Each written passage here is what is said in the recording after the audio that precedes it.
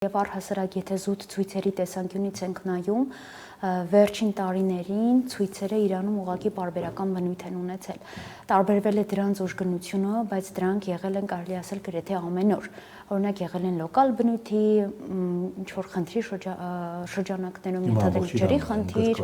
այո, կամ էլեկտրաէներգիա, իսկ հիմա ընդգրկել է Իրանը ամբողջ եւ շատ ավելի ուժգին է, քան նախկինում եղած ակցիաները։ Մինչեւ այս պահը մեզ համար ամենաուժգին, այսպես բողոքի ալիքը, որ եղել է Իրանում, համարվել է 2022-ի ալիքը,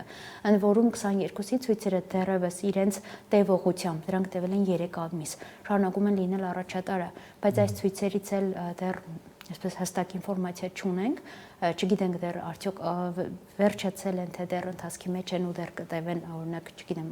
ենթադրենք մինչև հունվարի վերջ կամ փետրվար եւ այլն, բայց համենայն դեպս իրենց ուժգնությամբ, մարդաշատությամբ ու նաեւ ռադիկալիզմով այս ցույցերը արդեն իսկ գերազանցել են Իրանում անցկացված բոլոր ցույցերի։